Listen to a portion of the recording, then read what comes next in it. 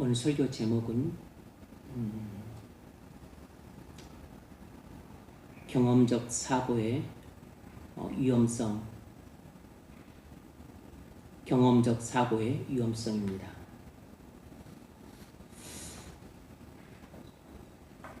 오늘 우리는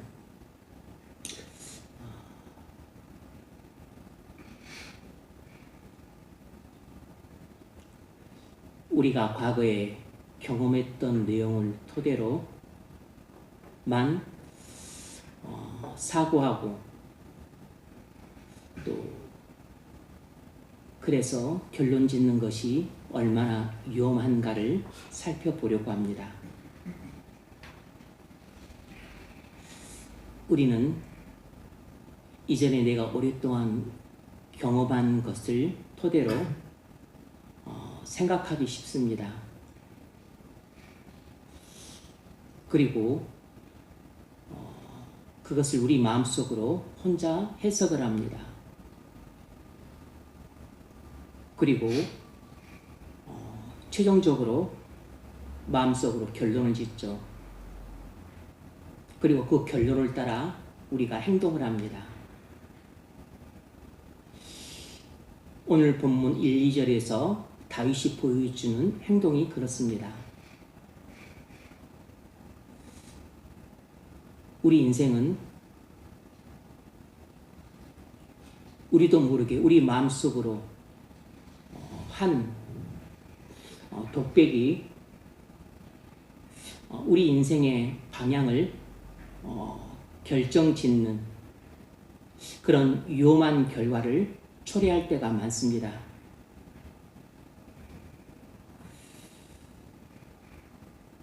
불신앙의 위험은 외부가 아니라 내부에서 시작됩니다. 사람은 위기 앞에서 결정해야 됩니다. 그러나 그 결정은 아무리 신중해도 지나치지 않죠. 오늘은 잘못된 결정이, 잘못된 결론이 얼마나 위험하기 짝이 없는 잘못된 행동으로 나타나는지를 보여줍니다. 신앙의 위기는 외부 환경에서 온다고들 생각하는데 사실은 우리 내부 마음에서 시작된다는 것을 관가하는 경향이 있습니다. 다윗은 사울의 추격을 10여 년 받으면서 그동안 수많은 위험에 노출되어 왔습니다. 사울이 던졌던 창을 여러 번 피했고 또 그동안 10여 년 동안 여러 차례 추적을 피해왔습니다. 엔게디 동굴에서의 위험도 피했고 하딜라 산에서의 위험에서도 하나님이 지켜주셨습니다. 그런데 27장에서는 다윗이 무너지고 있습니다. 그런데 놀라운 것은 다윗이 자신이 무너지고 있다는 사실조차도 인지를 못하고 있습니다. 바로 얼마 전까지 하길라 산에서 다윗은 그 철천지 원수 같은 사울 왕을 거의 불가능에 가까운 상황임에도 불구하고 용서하고 사랑해주는 그런 하나님의 놀라운 은혜를 보여주었습니다. 영적으로 큰 승리를 거두었어요. 그런데 27장에 와서는 아주 급반전을 합니다. 어떻게 이렇게 놀라운 용서와 그리고 위대한 사랑을 했던 다윗이 어떻게 이렇게 졸지에 무너질 수 있는가 싶을 정도로 불신앙의 깊은 늪에 빠져서 완전히 잘못된 행동으로 치닫고 있습니다. 그런데 더 가관인 것은 다윗이 자신의 신앙이 이렇게 무너지고 있다는 사실을 인지조차 못하고 있었다는 것이에요. 어떻게 천하의 다윗이 그렇게 훌륭한 그 신앙적 결정을 내렸고 영적인 싸움에서 위대한 승리를 거뒀는데 그리고 나서 곧바로 이렇게 급전직하 신앙의 나락으로 떨어지는 이런 일이 발생할 수 있을까? 이것이 아무리 위대한 신앙이 될지라도 근본 타락한 인간의 신앙에 한계가 있다는 것을 보여주는 장면이라고 생각됩니다.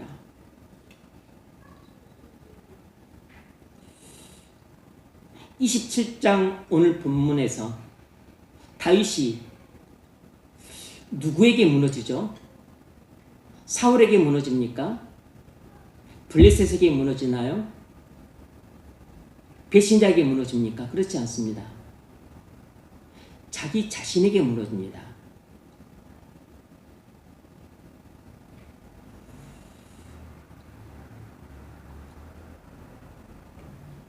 자신이 스스로에게 한 독백, 셀프토크가 자신을 무너뜨려요. 불신앙적인 셀프토크가, 이 불신앙적인 내적인 독백이 다윗 스스로를 무너뜨렸습니다.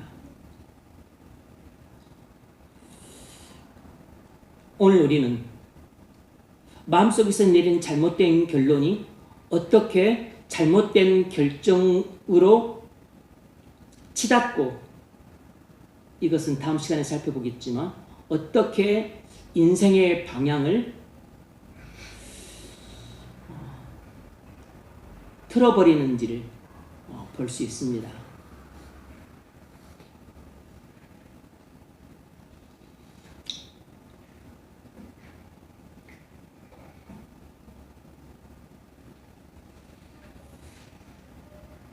다윗의 문제는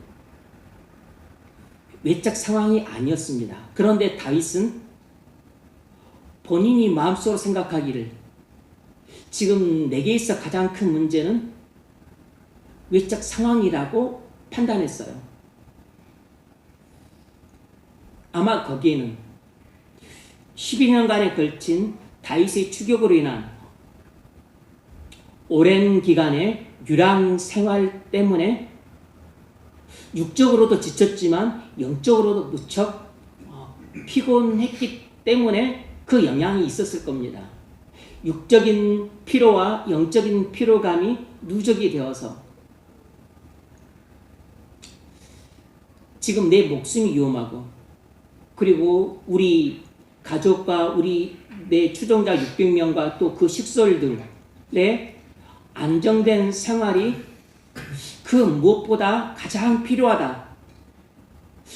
목숨의 안전과 그리고 이 많은 식솔들의 안정된 생활이 그 무엇보다 절실하게 필요하다. 그런데 지금 이 유다 땅, 이스라엘 땅에서는 사울의 추격을 받으니까 목숨도 위험하고 그리고 불안정한 생활을 하니까 내 문제는 외부 상황이다. 이렇게 본인이 그렇게 판단을 했던 거죠.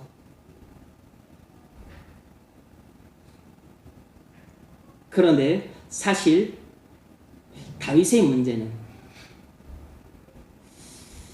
이렇게 목숨이 경각간에 놓여 있는 외부 상황이 아니라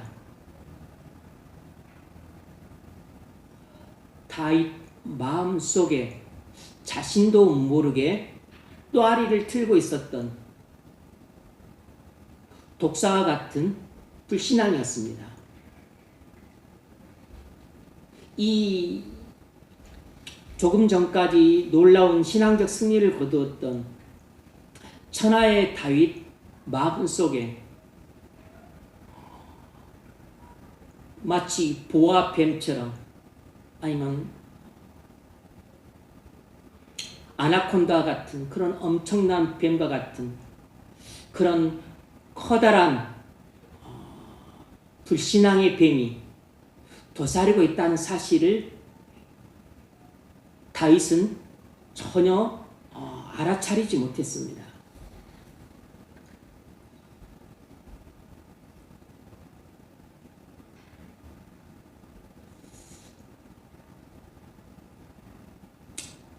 본문 1절이 사실상 이 27장 전체에서 가장 중요한 키 센텐스입니다. 다윗이 그 마음에 생각하기를 내가 후일에는 사울의 손에 붙잡히리니 블레셋 사람들의 땅으로 피하여 들어가는 것이 좋으리로다. 사울이 이스라엘 온 영토 내에서 다시 나를 찾다가 단념하리니 내가 그의 손에서 벗어나리라 하고, 저는 27장 전체를 쭉 읽으면서 좀 한숨이 났습니다. 이 27장은 짧아서 좋긴 한데 뭔가 설교 포인트를 찾기가 무척 힘들겠다. 한 번 읽었었을 때 아무런 감동이 없었습니다. 딱 뭔가 이렇게 그 설교 포인트가 이렇게 탁 보이거나 뭔가 영적인 통찰이 오면 이걸 중심으로 설교를 하면 좋겠다, 이게 잡히는데 전혀 눈에 띄지 않았어요. 두 번을 읽어도 그랬습니다. 그런데 좀 묵상하고 연구하다 보니까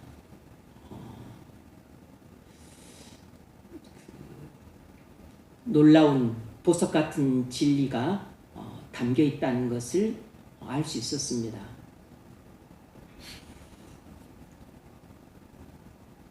마치 전혀 기대하지 않았던 광산에서 금맥을 발견한 그런 기분이었습니다. 다윗이 그 마음에 생각하기를, 여기서 생각하다라는 히브리어는 아마르인데 영어로는 세이로 번역이 되어 있습니다.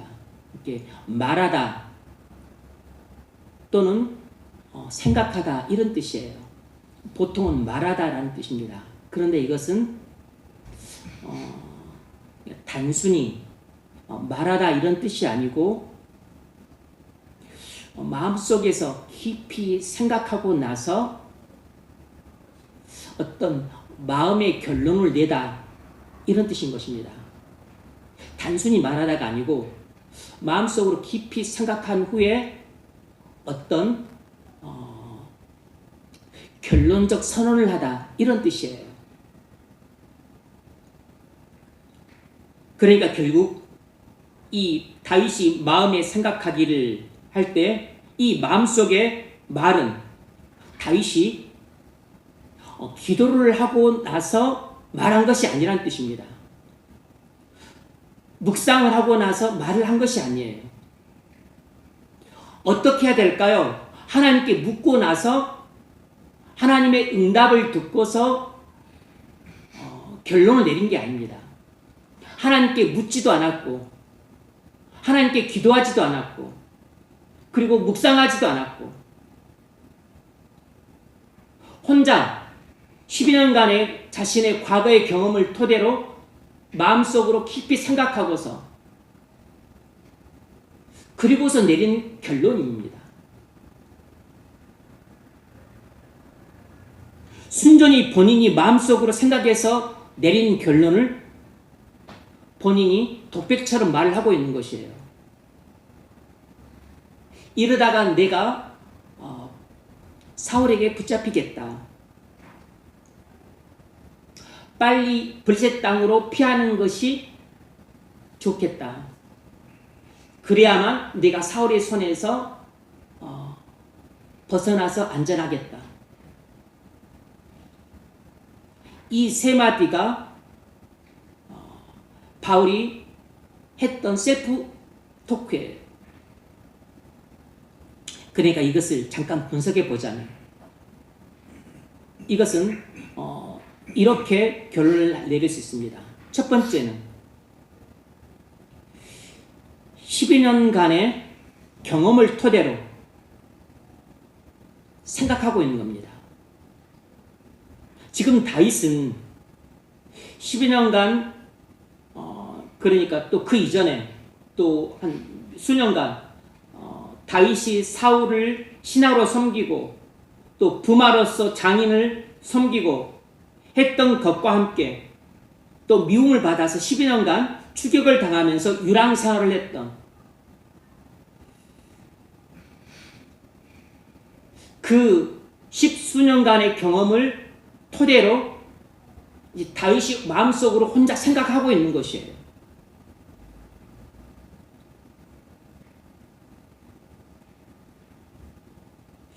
자기 경험을 토대로 한 사고입니다.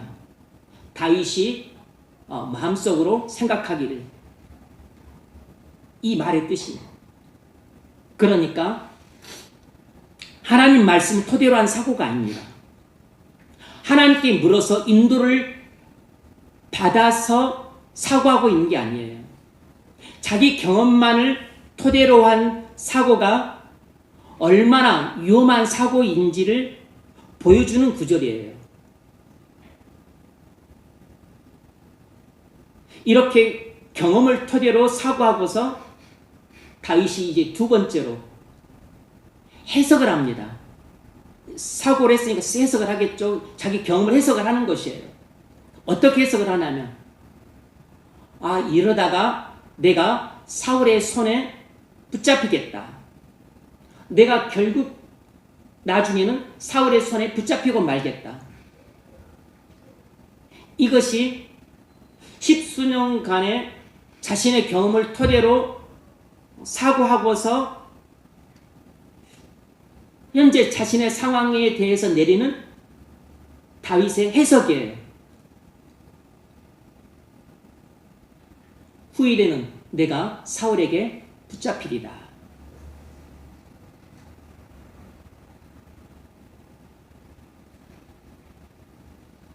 그러니까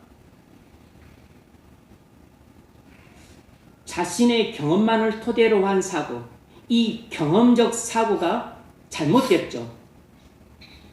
이 경험적 사고는 잘못된 사고입니다. 이 경험만 토대로 한 이 잘못된 사고가 결국 자신의 경험을 잘못 해석을 한 것이에요. 그래서 이 잘못된 해석이 결국 또 잘못된 결론으로 치닫게 됩니다. 어떤 결론을 냈냐면, 내가 빨리 블레셋 땅으로 피하는 것이 좋겠다. 옛날 번역은 내가 블레셋 땅으로 신속히 피하여 들어가는 것이 상책이로다. 이렇게 번역이 되어 있어요. 내가 블레셋 땅으로 빨리 피하여 들어가는 것이 상책이다. 그래야만 내가 사울의 손에서 완전히 벗어나겠다. 그러니까 경험만을 토대로 한 잘못된 생각이 경험을 잘못된 해석을 하게 만들었고, 이 경험에 대한 잘못된 해석이 자신의 처신에 대한 잘못된 결론으로 끝나게 돼요.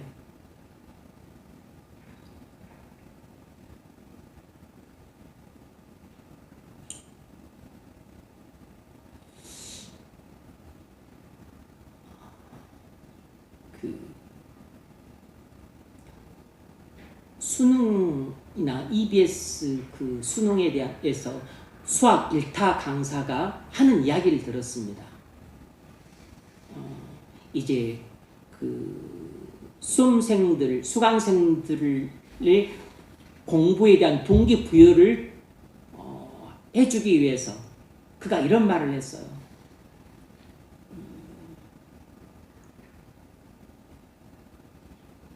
네가 23살 정도에 어디 가서 술집에서 술을 마시다가 사람들이랑 싸워서 파출소에 붙잡혀갔다.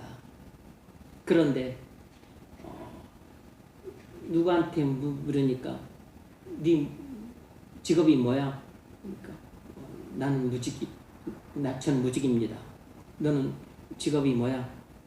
저 학생입니다. 어느 학교? 저 무슨 학교 다닙니다. 그런데 그 무슨 학교라고 하는 게 모두가 선망하는 아주 최고 명문대야. 그러면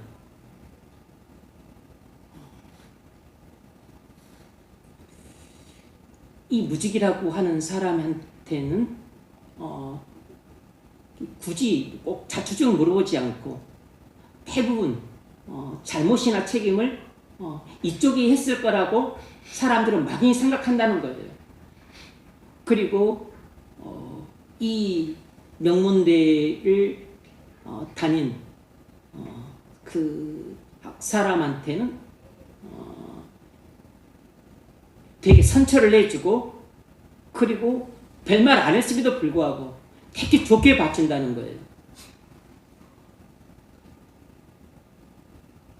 사회에 나가면 너희가 이런 꼴을 당하게 된다. 근데 이게 한두 번이 아니고 평생 그렇다.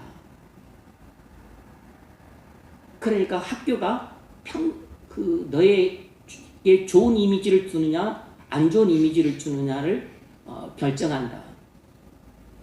네가 올해 1년만 아주 죽으라고 공부를 해봐라. 그럼 네가 평생 좋은 이미지를 얻고 개꿀을 빤다. 그런 식으로 동기부여를 하는 이야기를 들었어요. 그런데 그런 말에 대부분의 사람이 다 공감을 해요. 왜냐하면 그런 이야기를 이 일타 강사가 그동안 살아오면서 경험해봤던 것을 말하고 있으니까. 그리고 인지상정이야. 그리고 우리도 대부분 경험하면서 그런 비슷한 경험들을 해봤고 그리고 그런 이야기를 수도 없이 들어왔어. 그러니까 그걸 다 맞다고 생각을 해. 이것이 경험적 사고라고. 그러니까 경험적 사고는 엄청 설득력이 있어요. 이런 이야기도 들었습니다. 제 고향에서 거기도 또 여러 고등학생들이 여러 청소년들이 또 싸웠는지 그래서 또 이게 그 지구들에 끌려갔어요. 그런데 이제 옛날에는 그 명문고라는 게 있었습니다. 이제 뺑뺑이 하지 않을 때. 근데 한 명은 이제 그 명문고를 졸업했어요. 또 나머지 애들은 이제 또 그렇지 않은 데를 명문고를 다니고 있었다는 애들은 또 그렇지 않은 학교를 다니거나 그러니까 그 경찰이 그랬대.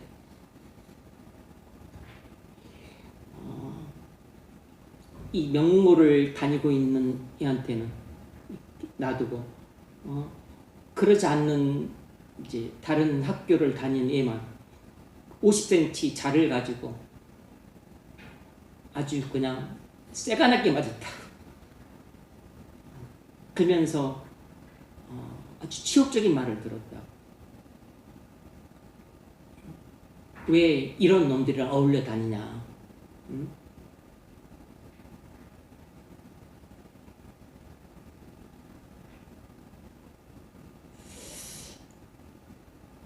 많은 사람들이 현실에서 그런 것을 경험을 해요. 그러니까 그것을 거의 진리처럼 받아들입니다. 그래서 많은 사람들이 본능적으로 경험적 사고를 합니다. 그리고 그것이 틀렸다고 생각을 안 해요. 왜냐하면 경험적 사고를 통해서 어떤 내린 결론들이 현실 속에서 대체적으로 맞는 경향이 있기 때문에. 그런데 그것은 진리가 아닙니다. 우리가 현실에서 그런 비슷한 일들을 경험할 수는 있어도 그것이 시대와 장소를 불문하고 영원토록 변함없는 진리는 아니에요.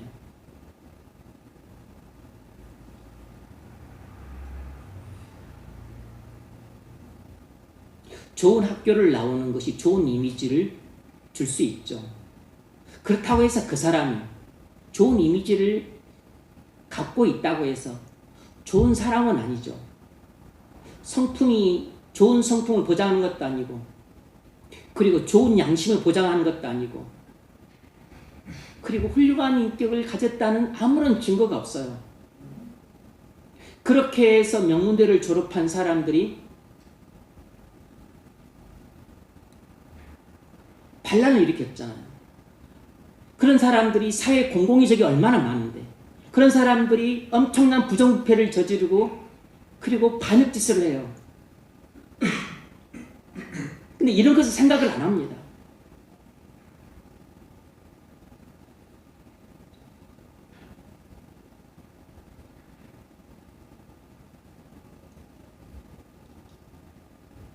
동기부여를 주고자 하는 취지와는 이해를 하고 의도는 좋지만, 마치 이런 경험적 사고를 통해서 현실을 해석하고 그래서 결론을 내리는 것이 얼마나 위험한지 대부분의 사람들은 간과하고 있습니다. 바로 다윗이 이런 함정에 빠졌던 것이에요. 이 천하의 다윗이 이런 함정에 빠졌다면, 우리가 아무리 신앙생활을 열심히 하는 경건한 성도할지라도 우리도 이런 경험적 사고의 위험성에 빠지기가 아주 쉬운 것입니다.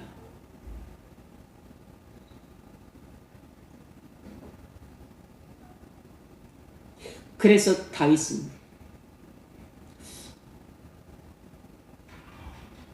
자신의 과거 10여 년간의 그 사울에 대한 경험을 토대로 생각을 했죠.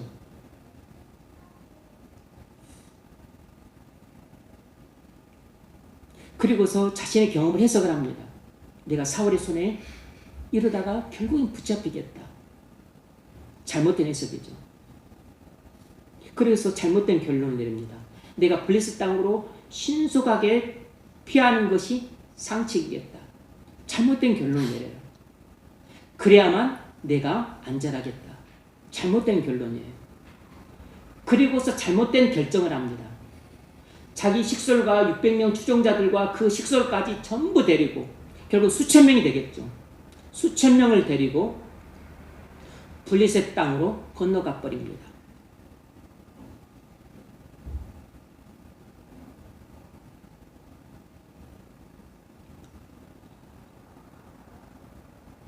그리고 그렇게 건너가서부터 이제 일이 꼬이기 시작을 해요. 블레셋과 이스라엘은 철천지 원수예요. 그런데 그 이스라엘 땅에서 원수와 같은 사울의 손에서 벗어나겠다고 오히려 사울보다 더 철천지 원수라 할 수 있는 블레셋 땅에 있는 사는 가드왕 아기스에게로 도피를 했습니다. 그러니까 쓰레기차 피하겠다고 똥차기에 갔다고 해야 되나? 아니면 악한 영을 피하기 위해서 사탄에게 갔다고 해야 되나? 우리의 경험적 사고가 내리는 해석과 결론이라는 것이 이런 식입니다. 지금 당장 눈앞에 어려움을 피하기 위해서, 그래서 자기 딴에는 이게 상책이겠다라고 생각해서 결론 내리는 것이 더 위험한 사지로 제 발로 들어가는 것이에요.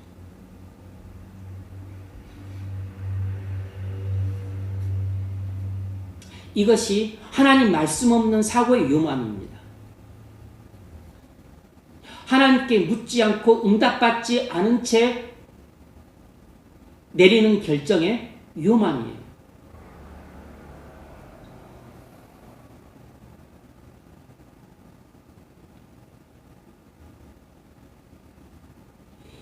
이미 하나님께서 다윗을 지켜주신 역사가 여러 차례 있었습니다. 다윗이 사울에게 쫓기고 있는 그 급박한 와중에서도 그이라 사람들이 블레셋의 침략을 받아서 위험에 처했었을 때 다윗이 어떻게 처신했습니까? 하나님께 물었습니다. 그랬더니 그일라 사람들 도와주라 그랬어요. 부하들이 반대했습니다. 또 하나님께 물었습니다. 하나님께서 도와주러 가라 그랬어요. 함께 하시겠다고. 그래서 계속 하나님께 묻고 물으면서 결국 그일라 사람들 블레셋 사람의 손으로부터 구해줬어요. 근데 나중에 그일라 사람들이 다윗의 등에 칼을 꽂습니다. 배신을 하고서 사울에게 고발을 해버려요. 그래서 다윗이 위험에 처해서 또 급히 사울을 떠날만 했습니다. 하지만 하나님께 묻고 인도를 받아서 내린 결정이었고 행동이었기 때문에 하나님 함께 하셨습니다. 하나님께 인도받아서 내린 결정에 대해서는 하나님이 책임을 져주세요. 그래서 하나님이 함께 하셔서 사울의 손으로부터 하나님이 안전하게 다윗을 보호해 주셨어요. 이런 경험들이 얼마 전까지 있었습니다. 엔게디 동굴에서도 지켜주셨고 하길라 산에서도 지켜주셨어요.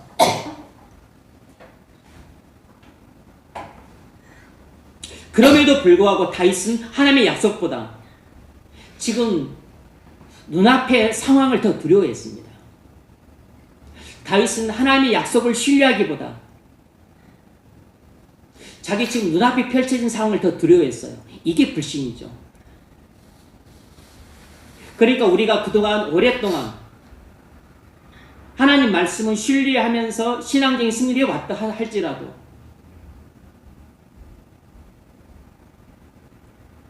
이 장기간에 좀 누적된 육체적인 피로감과 또 장기간이 계속된 그 현실이 바뀌지 않는 것으로 인한 이 영적인 피로감이 더해지게 되면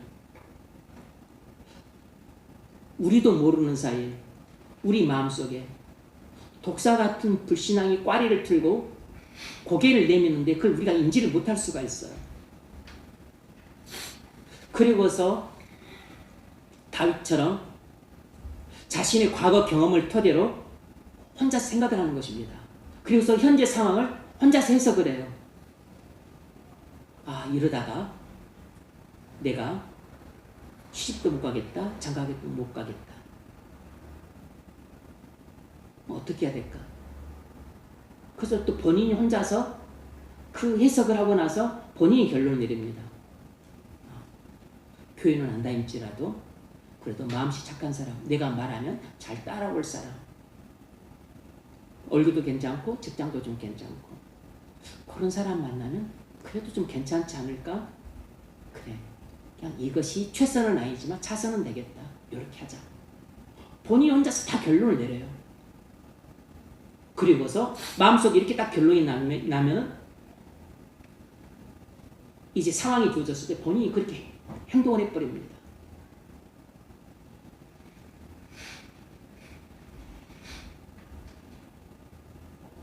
제가 볼 때는 대부분 이런 식인 것 같아요.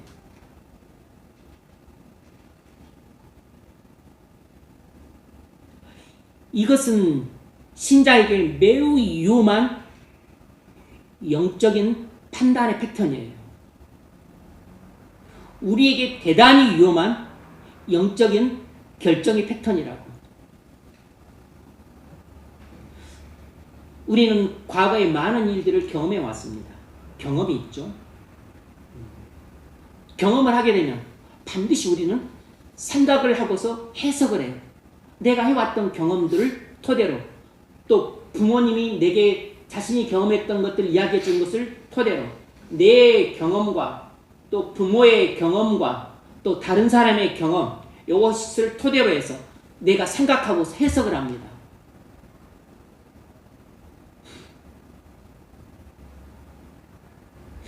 이렇게 추측해가지고는 사는 동안 내가 평생 집을 못 사겠다. 내가 평생 떠돌이 생활을 해야 될 것 같아.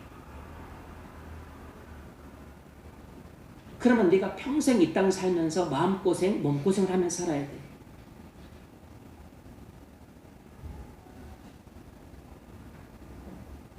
그러면 집을 살려면 어떻게 해야 되나? 아, 교회로부터 멀어지더라도 저기 아주 외곽, 근교로 가서 집을 사자. 본인의 경험과 부모의 경험과 다른 사람들의 경험을 가지고 생각하고서 본인 해석을 합니다. 이런 식으로는 평생 내가 집 못 사. 서울에서는 집 못 사겠다. 외곽으로 가자. 그래, 조금 떨어지더라도 내 집에 있는 게 좋지. 그래서 교회로부터 멀리 떨어지는 곳에다가 집을 삽니다. 사자. 본인이 결론을 내려요. 이게 전부 자기 마음속에서 일어나는 일입니다. 딱 결론을 내리면 그 다음에 행동을 해요. 그러고 나서 행동이 끝나고 나서 목사는 나중에 합니다.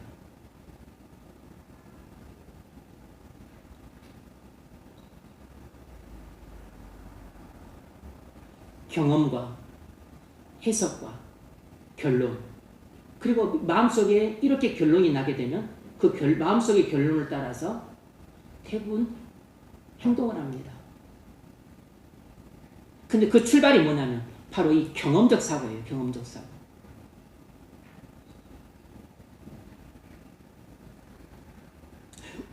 우리의 경험을 그 토대로 한 나의 인간적인 잘못된 사고가 나의 경험에 대한 잘못된 해석을 끌어내고 나의 경험에 대한 잘못된 해석이 결국 잘못된 결론으로 나타나요. 이 잘못된 결론이 결국 나의 잘못된 행동으로 귀결되는 것입니다. 이렇게 해서 인생의 방향이 확 바뀌어요. 내가 사는 집의 위치가 바뀌면 인생이 바뀔 수 있습니다. 내가 다니는 직장의 위치가 바뀌면 내 인생이 바뀔 수 있어요. 내가 섬기는 교회가 바뀌면 내 인생이 바뀔 수 있습니다. 나랑 함께 평생 살게 될 배우자가 바뀌면 내 인생 향방이 확 바뀔 수 있어요. 내 자식의 교육에 대한 그 결정이 바뀌게 되면 내 자식과 내 자손들의 영원한 인생이 바뀔 수 있습니다. 이 모든 것의 시발은 나의 경험을 토대로 한 이 인간적인 잘못된 사고예요.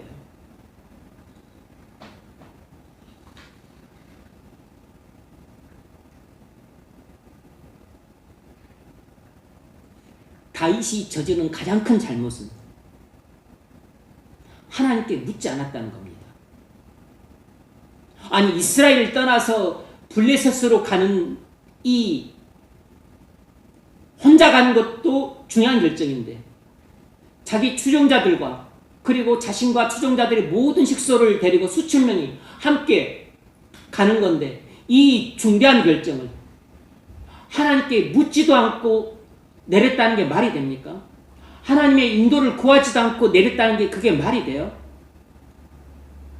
묵상을 하고 하나님 말씀을 토대로 결정을 내리지 않은 채 본인의 과거의 경험을 토대로 해서 이 중차대한 결정을 혼자 마음속으로 해석하고 결론을 내리고 그리고 행동을 해버렸어요.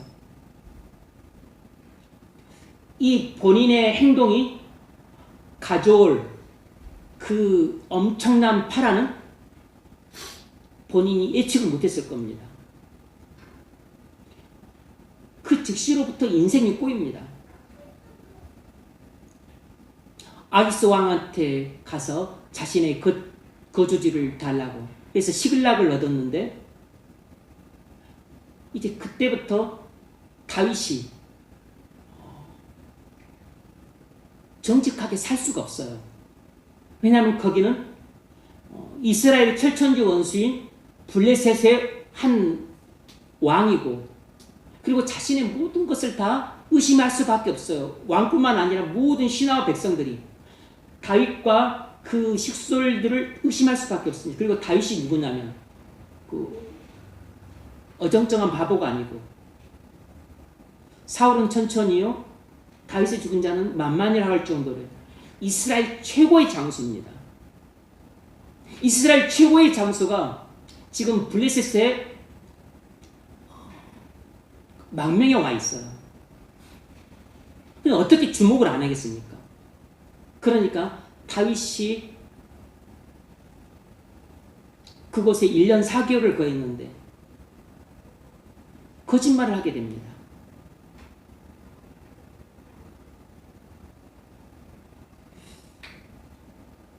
뭐 남방 사람과 또 기르가스 사람 뭐 이런 사람들을 죽여놓고서 유다 사람을 죽였다고, 겐 사람을 죽였다고 거짓말을 해요.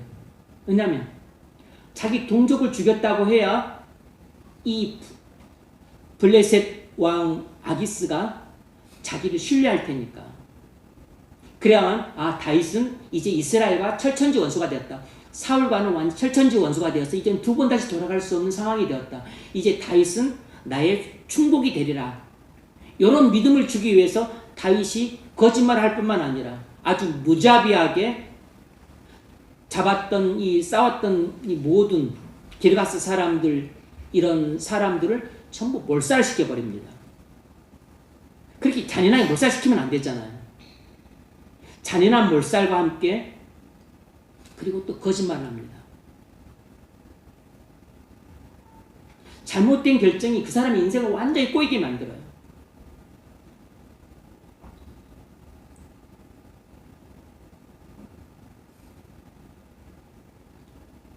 다윗의 잘못된 결론은 다윗의 인생의 방향을 확 틀어버립니다.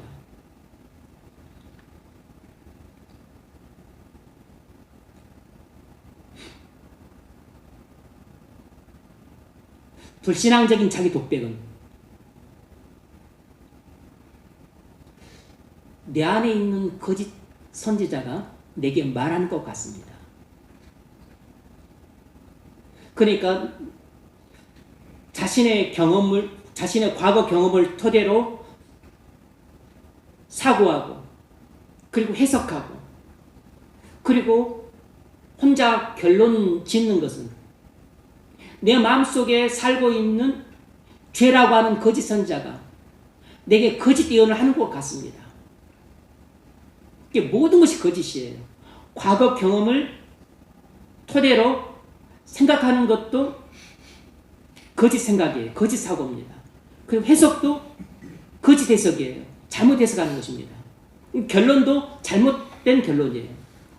거짓 내 안에 살고 있는 죄 또는 사단이라고 하는 이 거짓 선지자가 내게 모든 것을 왜곡시켜서 거짓말로 말을 하고 있는 거예요. 나는 죄라고 하는 거짓 선지자가 하는 거짓 예언을 속고 있는 것입니다. 사단이라고 하는 거짓 선지자가 내게 친절한 안내자처럼 다가와서 나의 과거 경험을 왜곡시켜 생각하게 만들고 잘못되게 해석하고 잘못된 결론을 내리도록 그렇게 인도하는 이 사단이라고 하는 거짓 선지자가 나를 기만하고 있는 것이에요.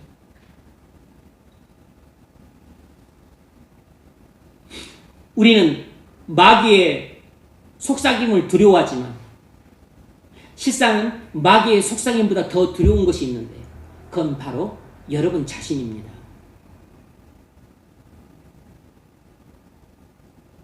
여러분 자신이 여러분 자신에게 속삭이는 그 말이 마귀의 속삭임보다 더 위험해요. 그런데 사실은 여러분 자신이 여러분 자신에게 속삭이는 그것이 결국은 마귀의 미혹을 받아서 하는 속삭임이에요. 결국은 마귀의 속삭임과 같은 것입니다.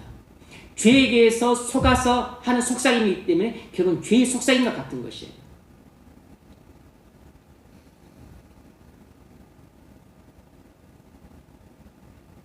다윗의 부패한 마음이 다윗 자신에게 거짓말을 합니다. 네 경험을 토대로 해서 봐. 생각해봐. 너 이 땅에 있다가는 너는 사울의 손에 잡혀. 이것이 다윗의 부패한 마음이 다윗에게 했던 거짓말이고 거짓 해석이에요. 그러니까 너는 빨리 블레셋 땅으로 도망치는 것이 상책이야. 다윗의 부패한 마음이 다윗에게 이렇게 거짓된 결론을 내립니다. 여러분의 부패한 마음이 여러분의 경험을 토대로 해서 여러분에게 거짓말을 해요. 잘못된 해석을 합니다. 잘못된 결론을 내리게 만들어요. 여러분에게 거짓말하는 것입니다.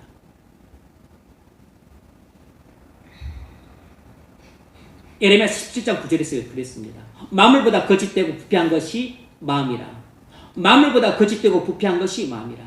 여러분, 우리 마음은 온 천하 만물보다 거짓되고 부패합니다.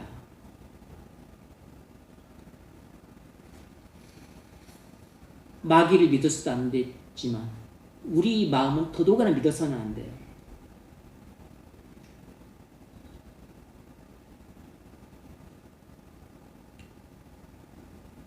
감정의 고백은 허용되지만 그 고백이 신앙의 선언이 되어서는 안 됩니다. 아, 힘들겠다. 아, 힘들어. 아, 너무 지친다. 아, 너무 괴롭고 슬프다. 이런 한숨이나 탄식이 나올 수는 있어요. 이런 것까지는 허용이 되지만 이 나의 감정이 결론이 되면 안 됩니다.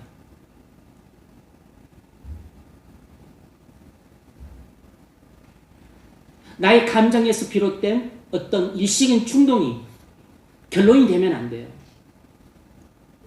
내가 마음속에 어떤 생각들을 할 수 있죠. 아, 힘들다. 그냥 직장 때려치워버릴까? 아, 이 사람과 관계 끊어버릴까? 그냥 내가 확 이거 질러버릴까?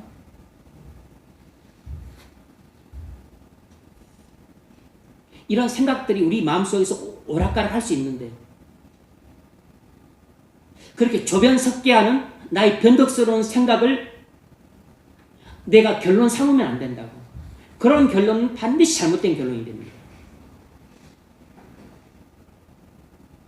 수시로 변하는 나의 감정을 결론 삼고 행동하는 사람을 반드시 후회해야 해요. 일시로 일어나는 충동을 못 참아서 그것을 결론 삼고 그리고 그것을 따라서 결정하게 되면 여러분 인생의 방향이 확 바뀌는 잘못된 결정을 하게 돼요.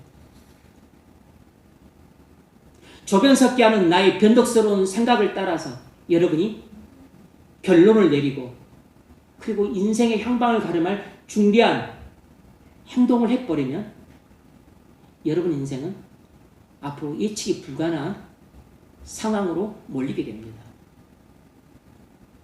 계속 인생이 꼬이게 돼요.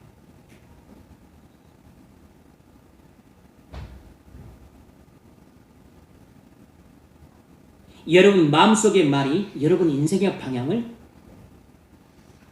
결정합니다. 그러므로 여러분이 마음속으로 혼자서 하는 독백도 잘못된 독백이 나올 때는 여러분 혀를 붙잡아야 됩니다. 여러분 마음속으로 나오는 그 말들 있잖아요. 그 셀프 토크가 이건 아니다 싶을 때는 혀에 재갈을 물리셔야 돼요.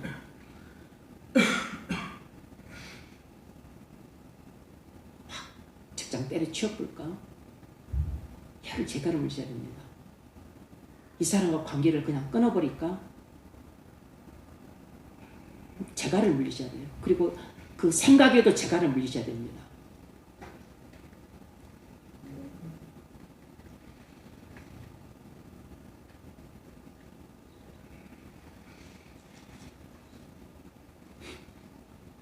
다윗은 자신에게 나는 사울에게 붙잡힐 것이다.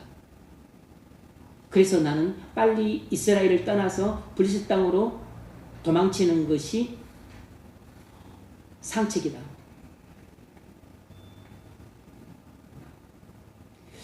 이렇게 혼자 마음속으로 했던 생각이 해석과 결론으로 나타나서 결국엔 잘못된 결정을 하게 만듭니다.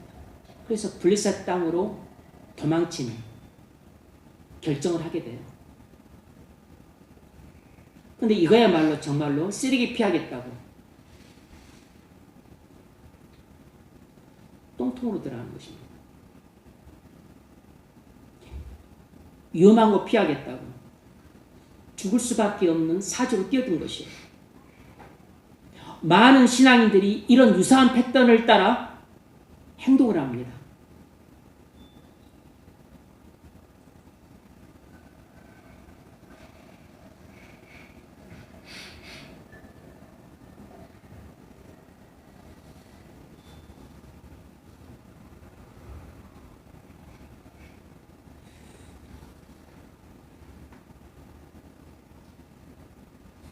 욥기 3장을 보면 욥은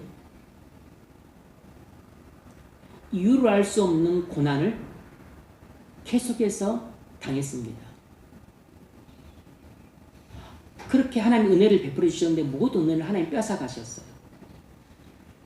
재물도, 종도, 그리고 사랑하는 자식들도, 그리고 심지어 자신까지도 온몸에 병이 나서 하나님의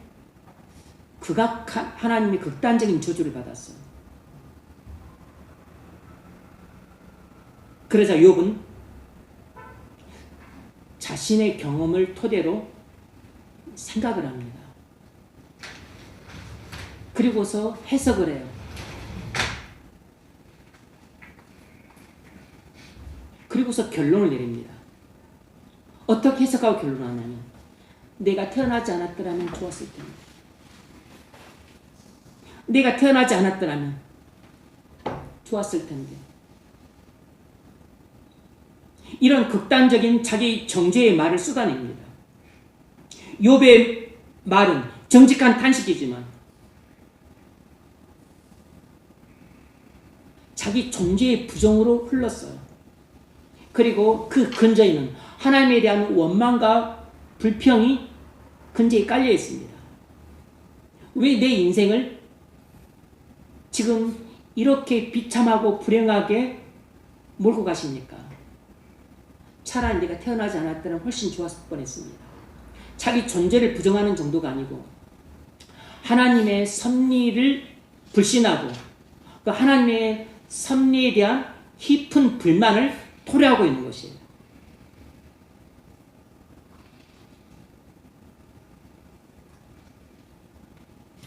결국 고통 가운데 탄식하면서 내가 태어나지 않았더라면 더 좋았을 텐데 라고 하는 이 탄식이 자신에 대한 정죄뿐만 아니라 하나님에 대한 섭리에 대한 깊은 불신과 불만을 내포하고 있기 때문에 결국 욥은 더 깊은 우울하고 무기력한 상태로 빠져들었어요.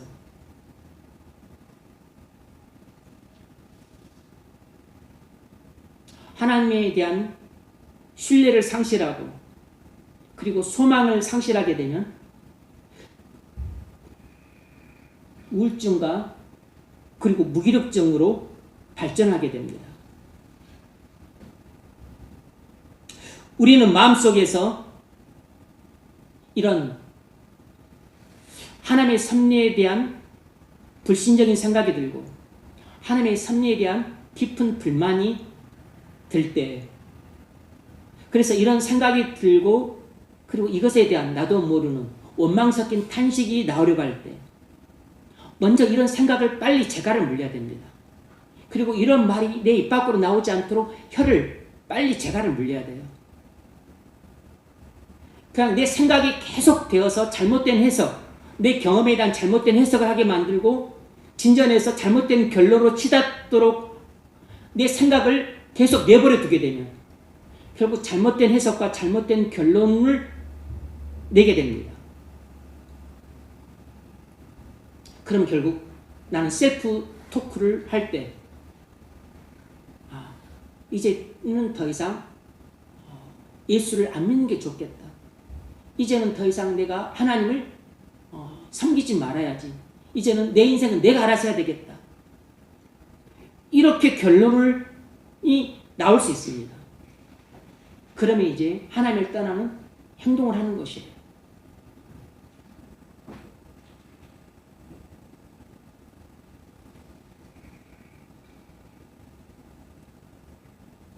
더 진정이 됩니다. 욥기 7장과 10장으로 가게 되면 욥은 자신의 고난을 하나님이 무관심하시고 불공평한 것으로 해석을 합니다. 자신의 지금 처하고 있는 이 극단적인 고난에 대해서 하나님이 전혀 도와주지 않으시고 자신의 정직한 호소를 응답을 해주지 않으시니까 다윗은 하나님이 자신에게 무관심하다고 해석을 하고 불공평하다고 해석을 해요.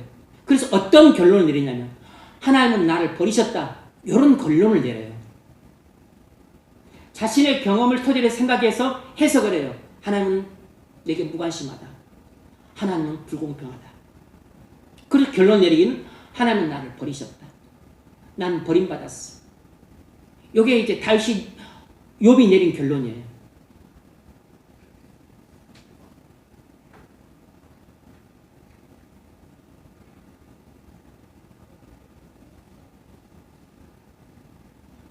고난이라는 경험을 토대로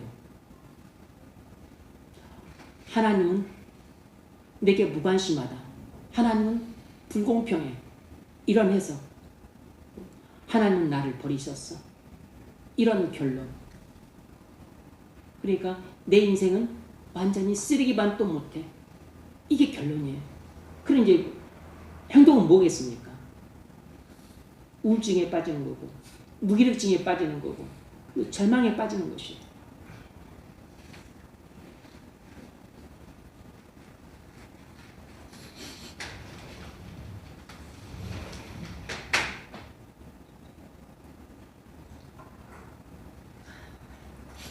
욥만이 아닙니다. 시편 42편 기자 아삽도 그랬어요. 아삽은 다윗과 함께 압살롬 반란을 피해서 도망을 다녀야 됐습니다. 장기간 도망 생활을 하다가 크게 낙심을 했어요. 예전에서 성전에서 예배할 때는 너무 기뻤었는데 이제는 성전에서 예배할 수 없게 되었습니다. 그래서 아삽은 너무 낙심을 해서 자기 영혼에게 너는 어찌하여 낙심하느냐고 이렇게 탄식을 합니다. 내 영혼아 너는 어찌하여 낭망하는고 내 영혼아 너는 어찌하여 낭망하는고. 그런데 이것은 좋은 반문입니다. 이것은 자신의 경험을 토대로 어떤 사고를 하는 게 아니에요. 자신의 이 고난 섞인 경험을 토대로 해서 지금 자신이 낙심에 있고 낭망에 빠졌다는 자신의 감정을 스스로에게 지금 확인시키고 있는 겁니다. 그래서 스스로에게 묻는 것이에요. 너는 지금 왜 낭망에 있지? 묻는 것입니다. 너는 왜 낭망에 있지? 그리고서 자기 경험을 인간적으로 사고하고 해석을 하는 게 아니고 하나님의 말씀을 따라서 그리고 성령의 인도와 감동을 받아서 이것을 해석을 해요. 그리고서 최종 결론을 내립니다. 너는 오직 여호와만을 앙망하라. 너는 오직 여호와만을 앙망하라. 이렇게 진리를 결론 삼고 소망으로 끝납니다. 이것은 오늘 본문에서 다윗이 보여준 이 셀프 토크하고 전혀 다른 셀프 토크예요. 이 시편 42편에서 보여주는 이 아삽의 셀프 토크는 지금 현실이 너무 고달파요. 무엇보다도 성전에서 예배할 수 있는 그 기쁨과 감격을 상실하는 것이 지금 너무 낭망이 돼요. 그래서 지금 자신의 영혼이 낭망해 있어. 그래서 본인이 스스로에게 자문을 합니다. 너는 왜 이렇게 낭망해 있지? 그래서 자답을 하는데 이건 다윗처럼 부패한 마음을 갖고 생각을 하는 게 아니고 성령의 인도와 감동을 받아서 하나님의 말씀을 따라 해석을 해요. 그리고 진리를 결론 삼습니다. 여호와는 변함이 없으시고 그리고 공의로우심으로 반드시 그 신실하심으로 이스라엘 왕으로 삼으신 다윗을 왕으로 세우실 거고 그리고 이 불의한 반란은 하나님이 진압하실 거고 그리고 반드시 우리는 언젠가는 성전으로 돌아가게 될 것이다. 이렇게 진리를 결론 삼아요. 자신의 판단을 결론 삼는 게 아니고 아삽은 진리를 결론 삼습니다. 그러니까 여호와를 앙망하라 이렇게 결론 삼는 것이에요. 너는 오직 여호와만을 바라보면서 하나님의 섭리를 끝까지 기다리라. 그러니까 결국은 그의 마음이 낭망이 사라지고 소망이 생기는 것입니다.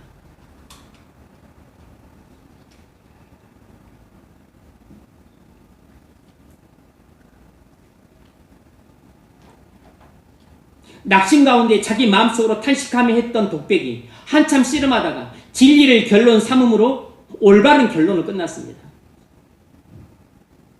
내 영혼아 너는 어찌하여 홀로 낭망하는 거 했다가 너는 오직 여호와만을 앙망하라.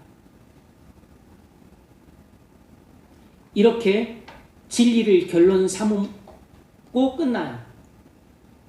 그래서 낙심이 소망으로 치유되고 전환이 됩니다. 낙심이 소망으로 치유되고 전환되려면 우리는 한숨과 탄식으로 시작했다가도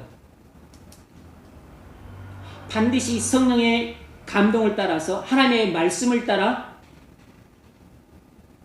이 현재 상황을 해석을 해야 돼요. 그리고 항상 결론은 진리를 결론으로 내려야 됩니다. 항상 결론은 내 마음속에 판단을 결론 내리면 안 되고 항상 하나님 말씀을 결론 삼아야 돼요. 그래야만 소망으로 끝납니다. 낙심이 소망으로 바뀌는 것은 진리를 결론 삼을 때예요.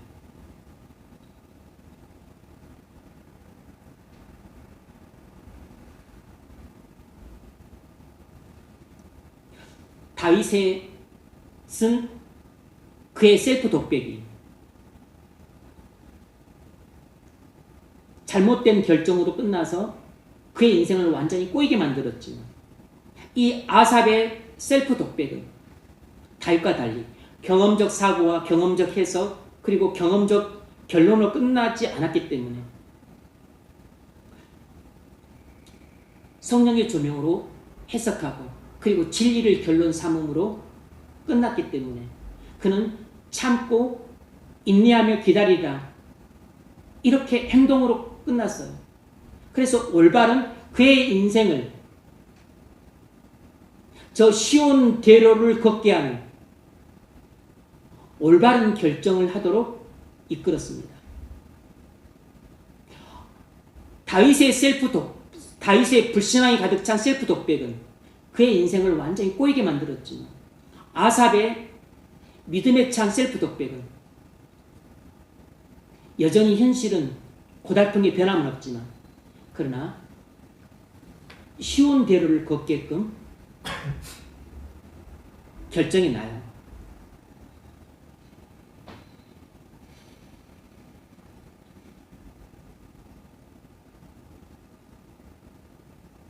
시편 73편을 보더라도 아삽이 악인의 번영을 보고서 붕괴하며 내적 결론을 내립니다.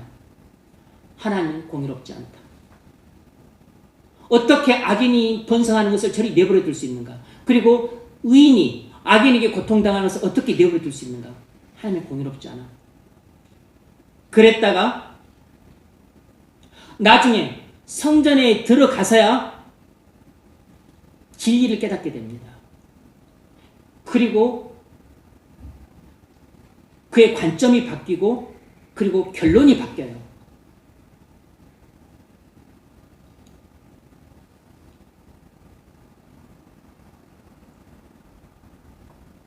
여러분, 혼자 마음속으로 하는 생각은 많은 오류를 낳습니다. 혼자 마음속으로 하는 이 고립된 해석은 잘못된 해석을 낳아요. 그런데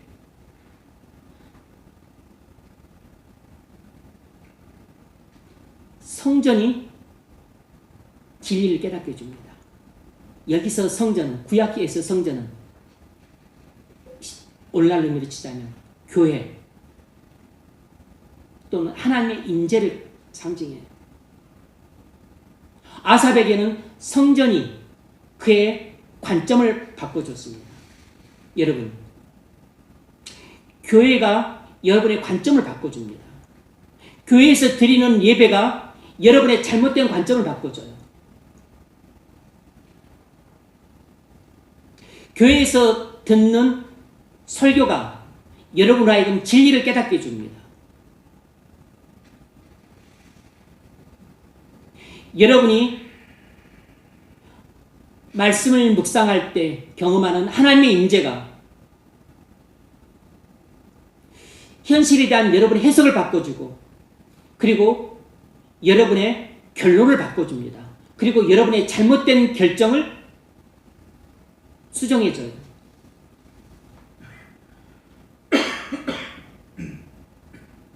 여러분에서 골방에서 드리는 기도를 통해서 만나는 하나님이 지금 여러분이 처한 상황을 올바르게 해석하게 만들고, 그리고 올바른 결론으로 이끌게 만들고, 그래서 여러분 하여금 올바른 결정을 하게 만들어요. 여러분 혼자, 여러분이 눈으로 보고 귀로 듣고 몸으로 경험하는 이것을 갖고 여러분이 혼자 마음속으로 생각을 하게 되면 다윗처럼 잘못 해석하고, 아삽처럼 잘못 해석하고, 욥처럼 잘못 해석하게 됩니다. 천하의 다윗도 잘못 해석했고, 천하의 욥도 잘못 해석했고, 천하의 아삽도 자신이 처한 현실을 잘못 해석했어요. 천하의 다윗, 욥, 아삽도 잘못된 결론을 내렸습니다. 그런데 성전이 이것을 교정해 줍니다. 교회에서 드리는 예배가 이것을 교정해 줘요. 설교 때 듣는 하나님의 말씀이 이것을 교정해 줍니다. 골방에서 만나는 하나님의 임재가 여러분에게 올바른 해석을 주고 올바른 결론으로 이끌어줘요. 그러니 말씀을 통해 하나님을 만나는 게 여러분의 잘못된 해석과 잘못된 결론을 바꿔주는 중요한 기회가 되죠.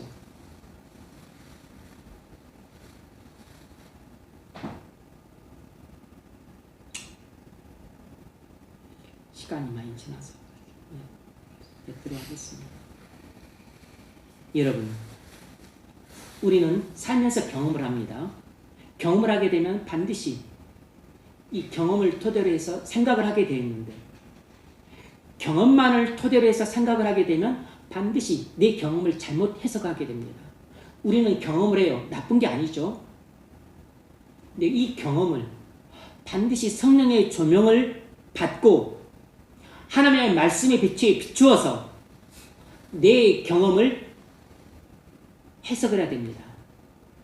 그러니까 내 경험을 진리의 관점으로 해석을 해야 돼요. 그리고 항상 결론은 진리를 결론 삼아야 됩니다.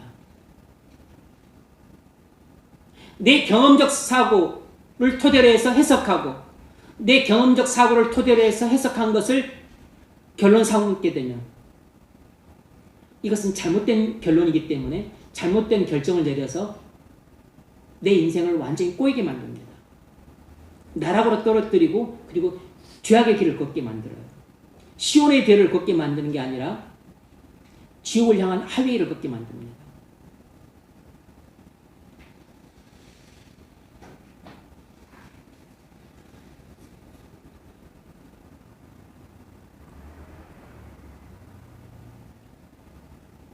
나는 인생의 실패자야.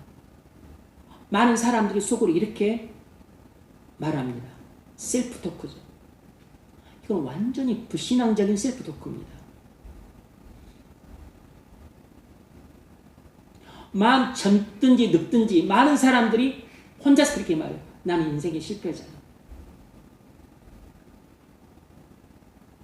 사단이라고 하는 거짓 선자가 여러분 마음속에서 여러분의 과거 인생을 잘못 해석하고 있는 겁니다. 거짓말하고 있는 것이에요. 인생이 실패다, 이건 해석입니다. 해석. 그럼 어떻게 해야 되죠? 그러면 이제 잘못 해석하게 되면 잘못된 결론을 내게 돼요. 다 인생 포기해. 인생 포기해. 이렇게 잘못된 결론을 내리게 돼요. 그러면 이제 어떤 결정을 내릴까요? 잘못된 결정을 내리겠죠. 극단적 선택을 하는 것입니다.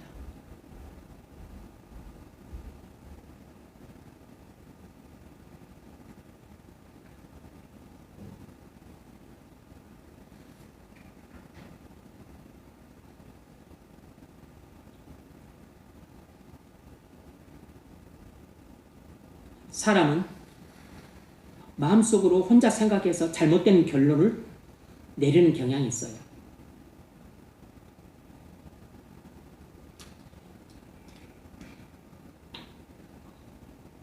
그러므로 여러분,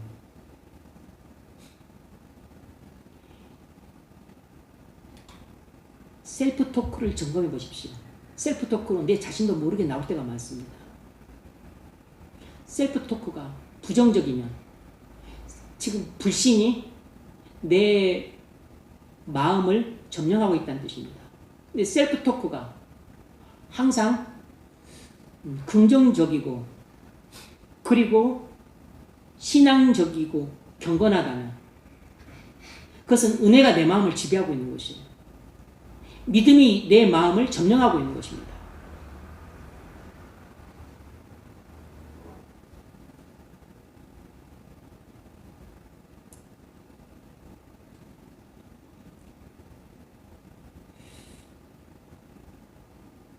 지금 사는 게 힘들지만 주님 나와 함께 하셔서 나는 그 어떤 사람보다도 나는 복된 삶을 살고 있다. 그래서 찬양이 나오고 감사가 나온다면 찬양과 감사는 나도 모르게 하는 셀프 토크인 거죠. 이것은 복된 일입니다. 그런데 욥처럼 태어나지 않았더라면 훨씬 좋았을 텐데, 다윗처럼 내가 이렇게 살다가는 내가 죽겠다,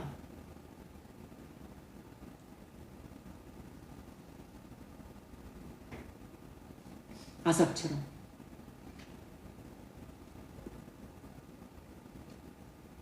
어떻게 의인이 악인에게 고통당하고 악인은 형통하고 의인은 이렇게 비참하게 죽을 수 있나? 하나님은 불의하다. 이런 불만이 있다면 이건 믿음이 아니라 불신이 내 마음을 지배하고 있는 것입니다. 위험한 상태인 것이에요. 여러분 자신을 잘 점검해 보십시오. 여러분 마음의 목소리를 의식적으로 점검해 보세요. 여러분의 셀프 토크가 신앙적인지 아니면 불신앙적인지 잘 점검해 보십시오.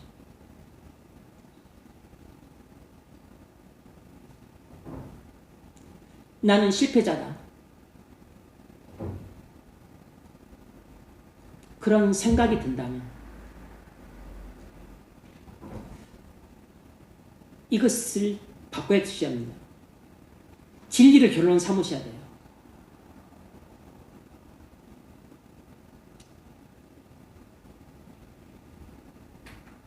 나는 모든 죄를 사함받고 의롭다함 받은 하나님의 자녀다. 주님이 나와 함께 하신다. 나는 이 땅을 주를 위해 살다가 그리고 죽는다. 그리고 영원히 안식한다. 주님이 내 인생을 인도하시고 보호하시고 공급해 주신다. 그러면 너는 그리스도 안에서 믿음으로 살아라. 이렇게 진리를 결론 삼으셔야 돼요. 그래야만 낙심이 소망으로 바뀝니다.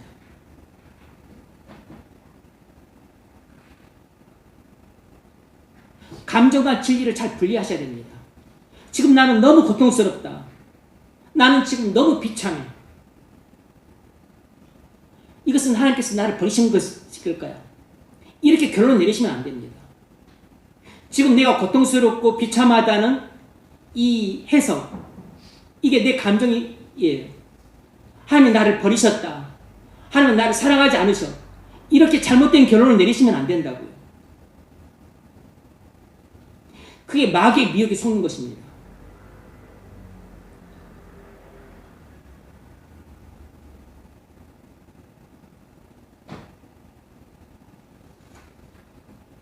그러므로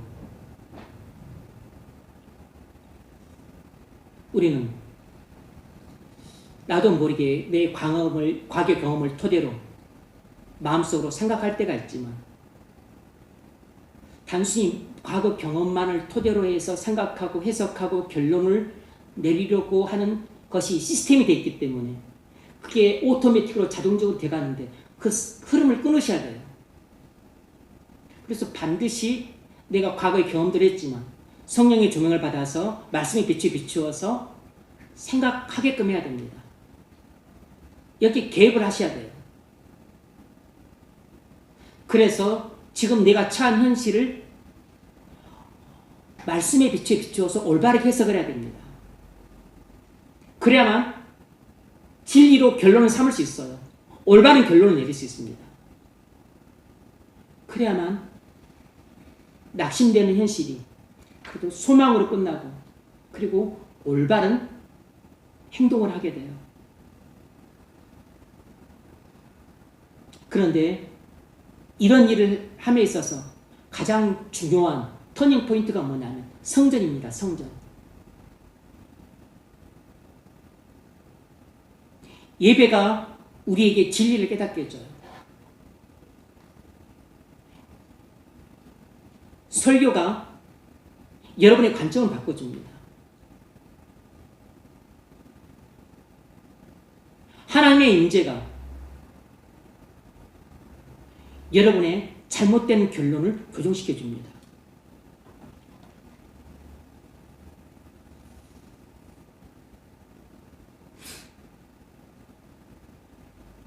그러므로 여러분 과거의 경험만을 토대로 해서 혼자 해석하고 결론 짓고 그리고 잘못된 결정을 내림으로 인생이 꼬여가는 삶을 피하십시오.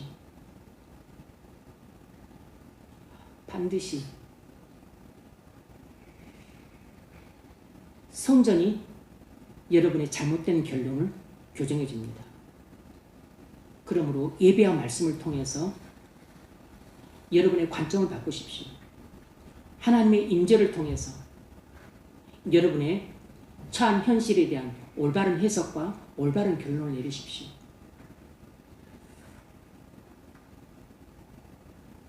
주님이 여러분의 왕이 되셔서 여러분의 과거 경험을 올바르게 해석해주고 그리고 올바르게 결론을 내려주십니다. 그러므로 여러분이 혹시 인생의 중요한 결정을 내릴 때뿐만 아니고 조금 사소한 일이라도 여러분이 결정을 올바르게 내리고 싶다면 여러분 마음속으로만 생각하지 마시고 하나님께 물으십시오. 응답을 받고 결정을 하세요. 기도한 후에 매사 결정을 하십시오. 그러면 혹 그 일로 인해서 여러분이 위험한 상황에 처한다 할지라도 주님이 책임져 주십니다.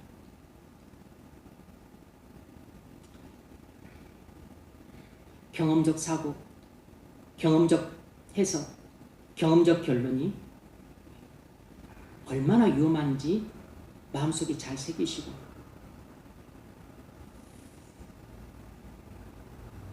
예배를 통해서 말씀을 통해서 하나님의 임재를 통해서 진리를 깨달으십시오. 그리고 잘못된 결론을 교정하세요. 하나님께 묻고 결정하는 것이 가장 안전한 결정입니다. 그리고 그 모든 일에 대해서 하나님이 책임져 주세요. 여러분의 얽힌 복잡한 인생의 그 실마리를 전적으로 하나님께 믿고 의지함으로 풀어가시길 주의 이름으로 축원합니다.